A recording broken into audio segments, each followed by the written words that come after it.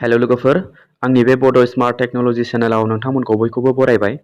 लोगोफोर दिनैनि भिडिअआव आङो आंनि जिथु फेसबुक प्रफाइलखौ आङो फेसबुक पेजआव आङो कनभार्ट खालामसिगोन।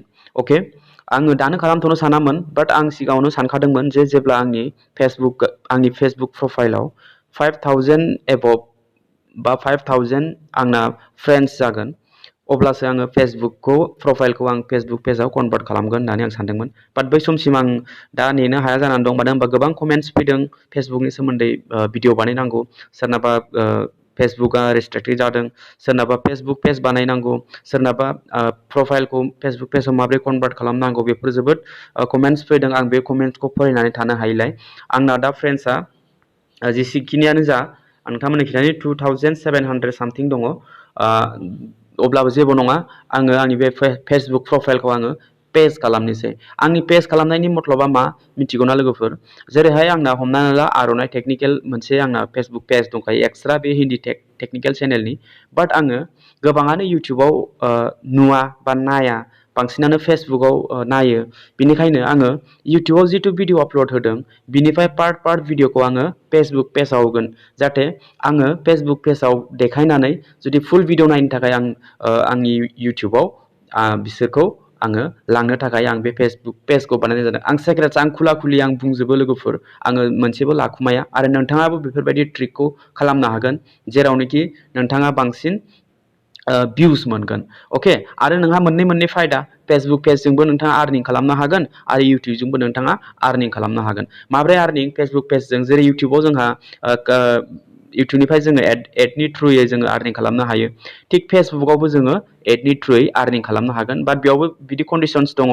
नोंथाङा 5K एबभ बा 10K नोंथाङा फल'वार्स बारायनांगोन। बिनि उनाव इसिबां आवार्स माने आं खालामनांगोन आरो इनक्रिज खालामनांगोन आवार्सखौबो, वाट्च टाइम आवार्सखौबो। ओमफ्राय बिनि उनाव मनेटाइज जागोन। मनेटाइज जानायनि उनाव इउटुबाव जेरै रां खामायो नोंथाङाबो फेसबुक पेजनिफ्राय रां खामायनो हागोन आरो आंनाव दा बे फेसबुक प्रफाइलाव जेसेखिनि फ्रेन्ड्स दङ बे फ्रेन्ड्सआबो गासिबो फल'वाराव कनभार्ट जाजोबसिगोन। अब्ला बेखौ खालामनो थाखाय मा खालामनांगोन लोगोफोर? नोंथाङा फेसबुक अपेन खालामबायथ', बेफोरबायदि फेसबुक अपेन खालामखांनायनि उनाव नोंथाङा फार्स्ट नोंथांनि बे लग'आव क्लिक खालामदो। बेहाय क्लिक खालामनानै नोंथाङा नैबे 3 डट दङ, बे 3 डटआव नोंथाङा क्लिक खालामदो। 3 डटआव क्लिक खालामनानै नैबे गाहायाव नोंथांनि फेसबुक कपि लिंक ओंखारगोन, नोंथांनि फेसबुकनि लिंक। अके फार्स्टआवनो नोंथाङा बेखौ कपि खालामनानै लाग्रोनांगोन। भिडिअखौ फार्स्टनिफ्राय लानानै जोबजासिम नायलां। आरो बे ट्रिकखौ नोंथाङा फेसबुक लाइट एप्लिकेसन दंना बेयाव खालामनाङा, फेसबुक जिथु अरिजिनेल भार्जन दङ बेयावसो खालामनांगोन।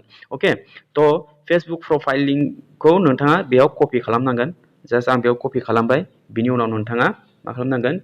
बेक थांफिनदो। बेक थांनानै नोंथाङा नैबै गोजौनि 3 डट दङ गोजौआव नोंथांनि, बेयाव नैबेहाय लग' नुगोन, बेयाव नोंथाङा क्लिक खालामदो। बेयाव क्लिक खालामखांनायनि उनाव नोंथाङा गाहायाव फैदो। बेयाव आंना बेसेबां मा पेज दं, नैबे आर'नाइ टेक्निकेल पेज नैबे मोनसे, बेयाव क्लिक खालामनाय लोगो लोगो नोंथांनाव मा पेज दं बेयाव नुजोबगोन। अके आं दा आरो नैबे फेसबुक प्रफाइलखौबो आङो पेजाव कनभार्ट खालामसै। मानो होनबा आं फेसबुकखौ इसिबां इउज खालामा, मोनसेबो पस्टबो होआ, आं फटकबो होआ। मानो होनबा फेसबुकखौ आङो ओरैनो माने जास्ट बेकारसो होननानै सानना लायो। बेनिखायनो आं फेसबुक पेज बानायोब्ला बेनिफ्राय एसे बेनिफिट जागोन आं बेखौ सानो। थ' आङो बेयाव लिंकखौथ' आं कपि खालामखांबाय। बिनिफ्राय आङो बे 3 लाइनाव क्लिक खालामनानै आं गाहायाव फैगोन। गाहायाव फैनायनि उनाव नोंथाङा मा खालामनांगोन? नैबे बयनिख्रुइ गाहायाव हेल्प अर सापर्ट। अके हेल्प अर सापर्टआव नोंथाङा क्लिक खालामनांगोन। बे क्लिक खालामनायनि उनाव नोंथाङा बेयाव मोनगोन हेल्प सेन्टार। बे हेल्प सेन्टाराव नोंथाङा खनसे क्लिक खालामबावनांगोन। बेयाव क्लिक खालामनाय लोगो लोगो नोंथाङा बेफोरबायदि पेज अपेन जागोन नोंथांनाव। बेफोरबायदि पेज अपेन जाबाय। ओमफ्राय दानिया नैबेयाव सार्चआव नोंथाङा क्लिक खालामनांगोन। बेयाव सार्चआव क्लिक खालामनानै नोंथाङा मा टाइप खालामनांगोन? Facebook profile convert to page. अके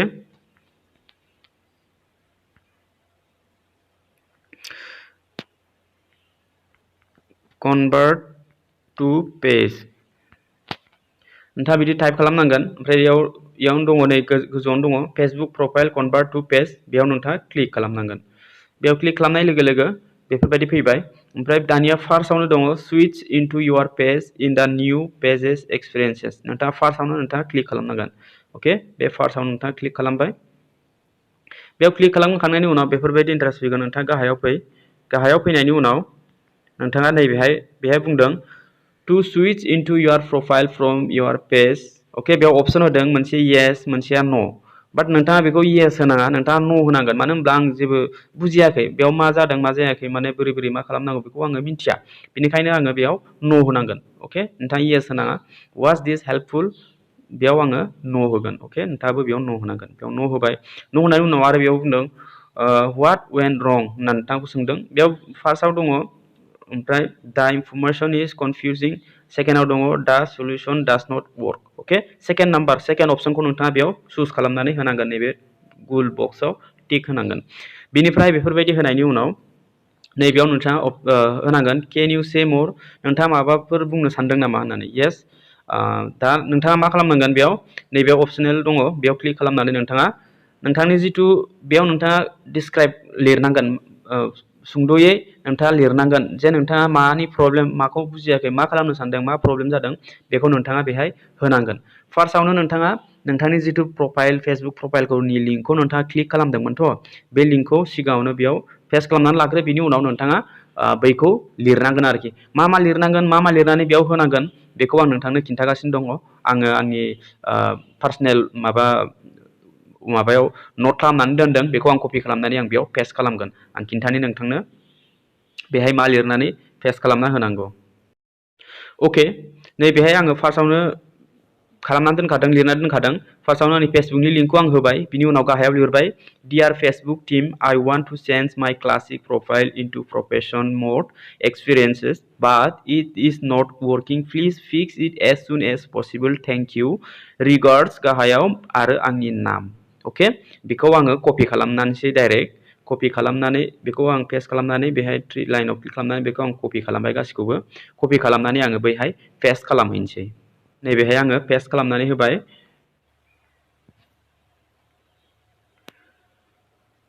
अके, नोंथाङा नायनो हागोन बेयाव फार्स्टआवनो आंनि फेसबुकनि लिंकखौ आङो सिगाङाव लिरनानै कपि खालामनानै दोनखादोंमोन। बिनि उनाव पेस्ट खालामनानै आङो गाहायाव लिरदों dear Facebook team, I want to change my classic profile into profession mode experiences but it is not working, please fix it as soon as possible, thank you।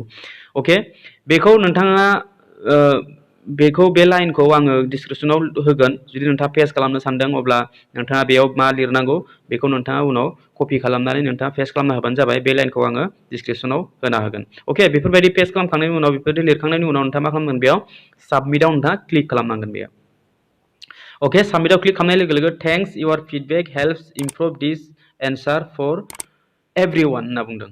अके, दा नोंथांखौ बेयाव बेफोरबायदि बुंबाय।